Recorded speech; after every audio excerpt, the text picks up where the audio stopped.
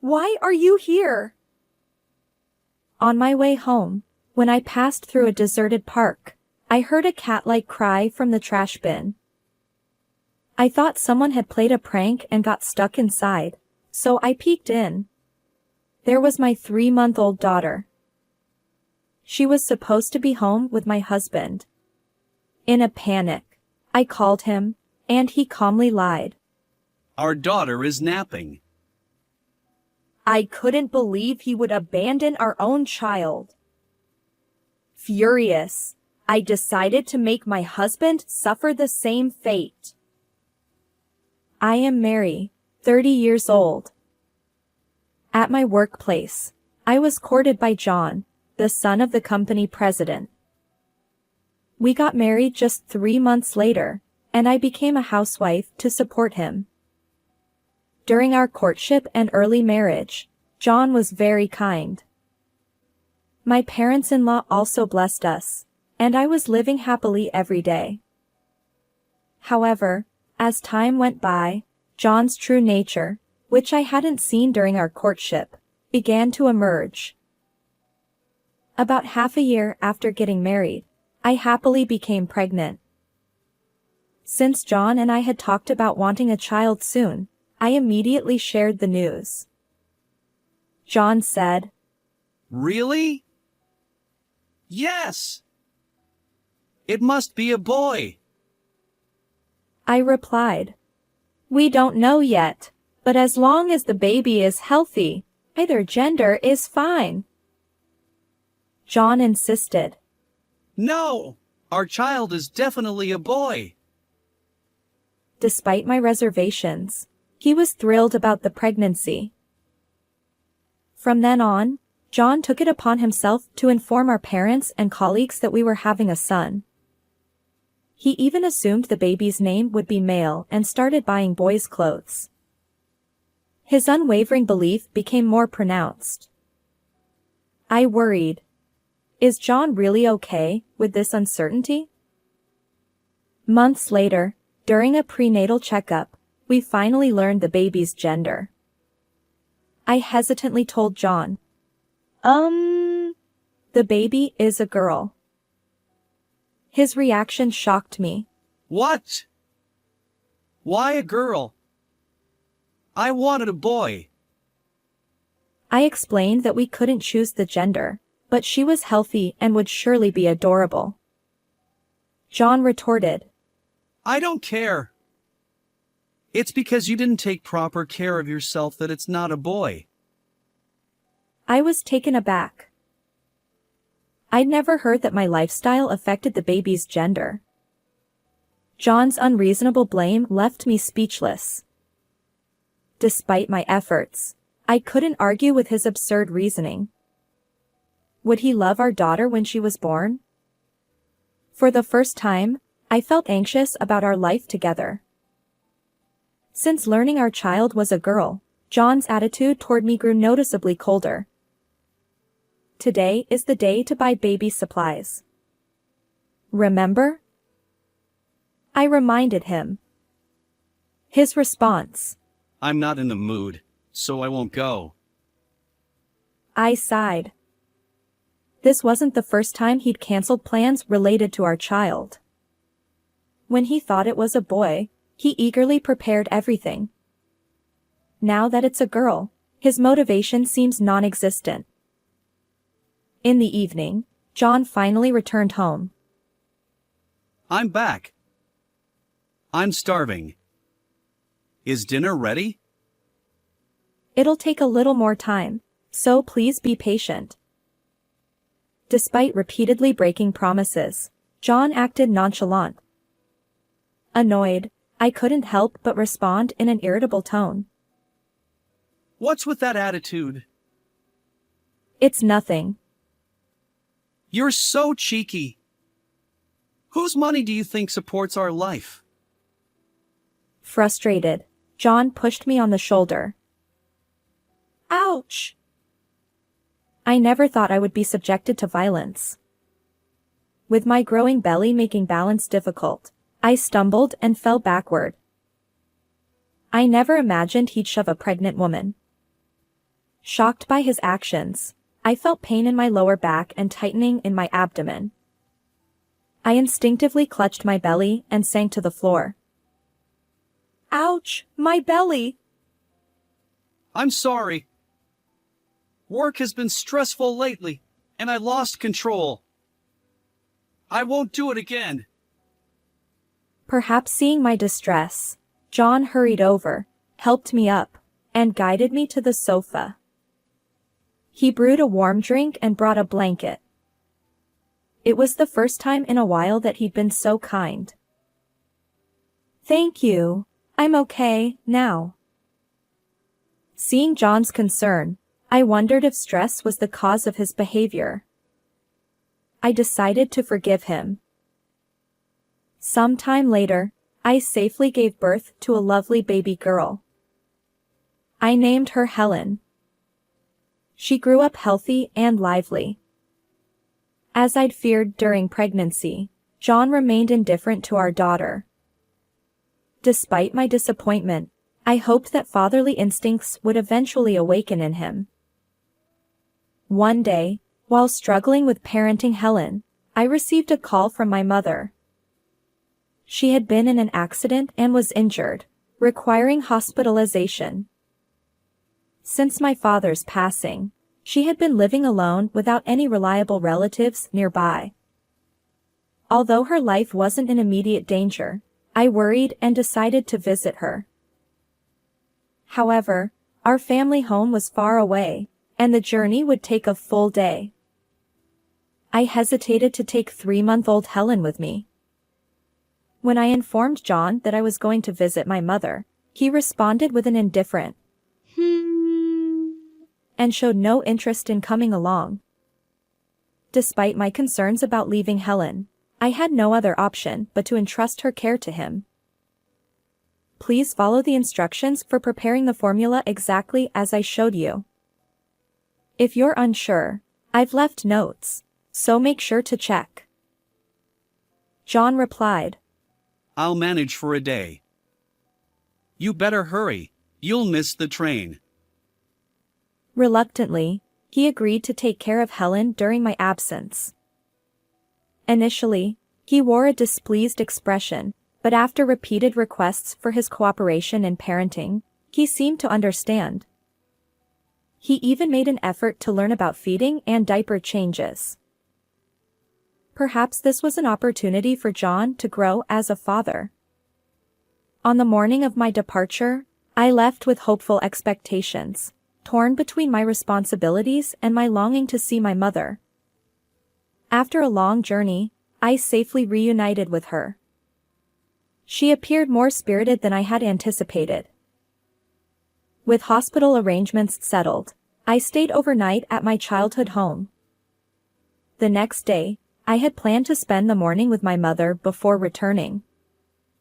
However, she called early, suggesting I come back sooner for Helen's sake.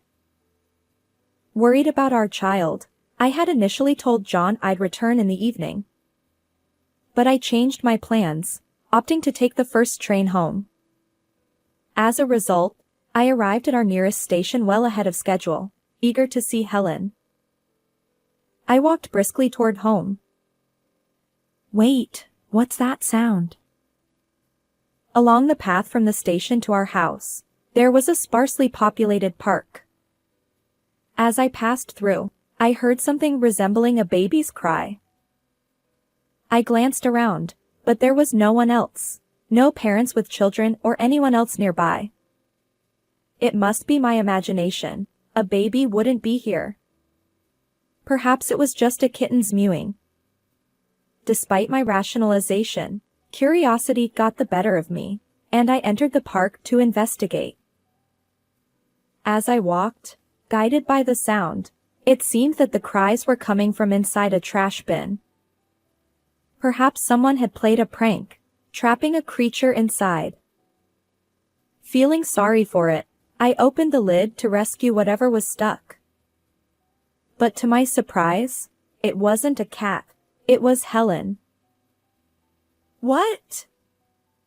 Why is she here? I exclaimed.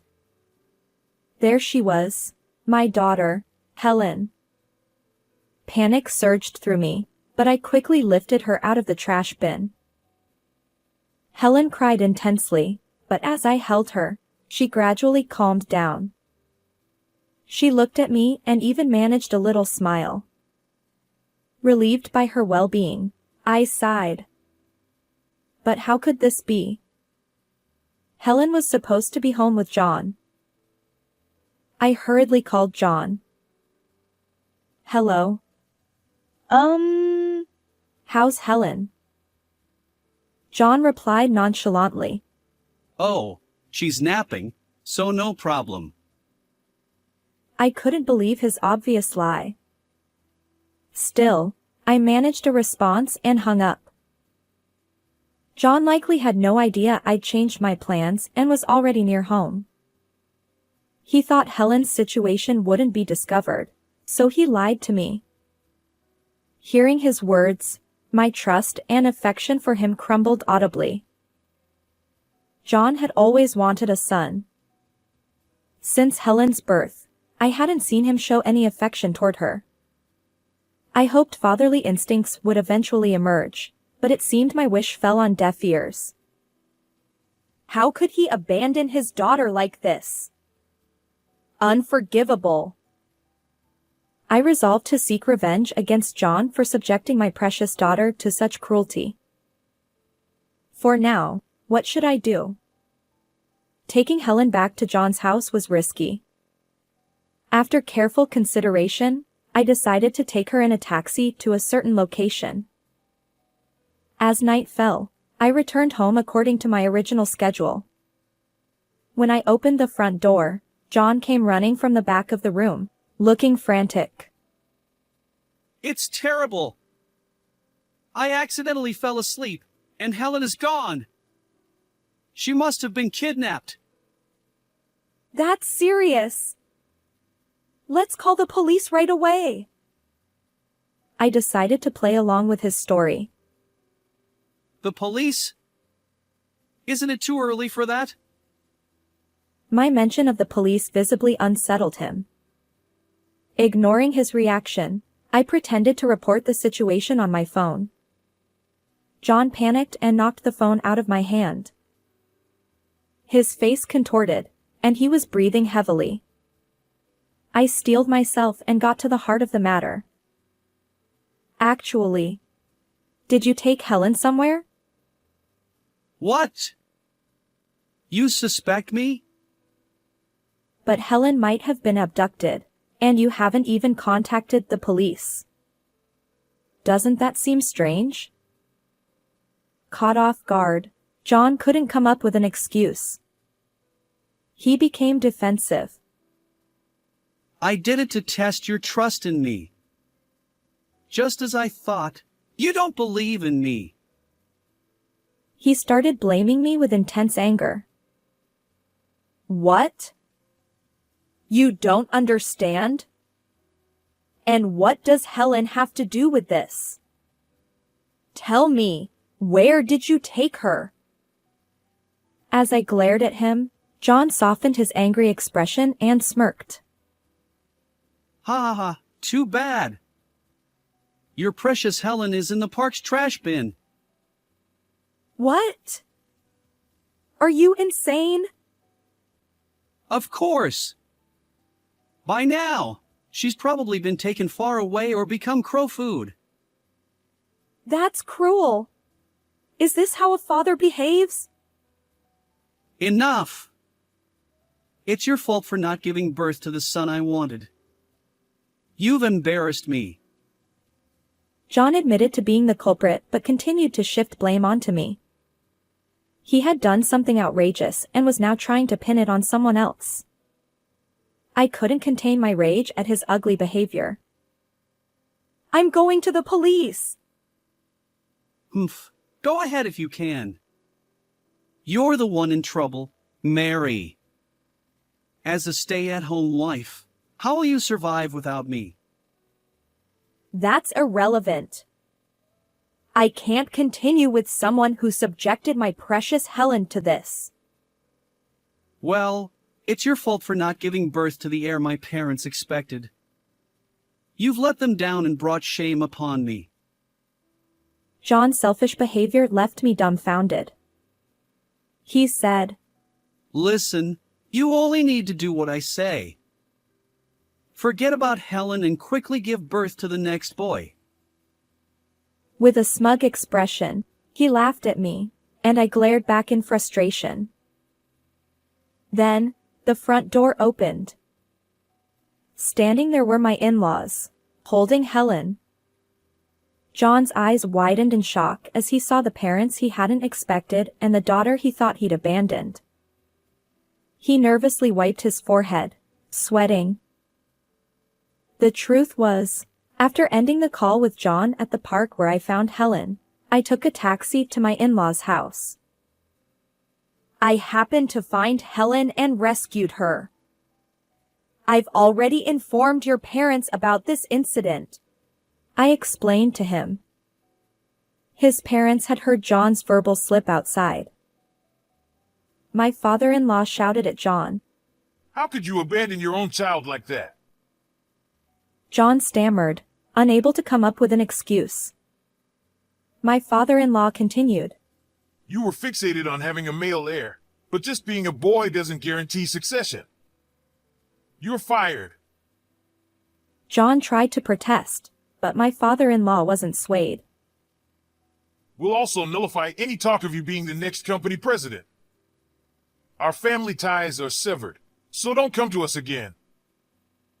John, who had always been confident and boastful at work, couldn't defy my strict father-in-law. John trembled and shed tears. I said, Since I'm the leaseholder of this apartment, get out now. John pleaded. Wait, Mary, are you really abandoning me too? Despite losing his job and being rejected by my in-laws, he desperately apologized. Please forgive me. I'll properly care for Helen from now on. What? Now you say that? You abandoned your own child, and just because she's not a boy? I messed up, but I don't need to obsess over an heir anymore. It's fine. And, I'll take care of parenting from now on, so you can work outside. Don't belittle me. I'll never forgive you. I never want to see your face again. I looked down at John and delivered my cold response. His last hope shattered, and he sobbed. Despite some resistance, my in-laws pressured him, and he eventually packed his belongings, shoulders slumped, and left. Our divorce was finalized. I claimed $20,000 in alimony and $100,000 in child support from John. My in-laws covered the payments up front, and John, now jobless and abandoned by his parents, lives in a rundown apartment, working tirelessly at a physical labor job day and night. As for Helen and me, we returned to my hometown where my mother lives. We live happily with my recovered mother and our adorable daughter. We maintain a relationship with my in-laws, and Helen is thrilled when they visit. Together, we shower Helen with love and ensure her happiness. How did you like this story? If you enjoyed it, consider subscribing to our channel. Until next time.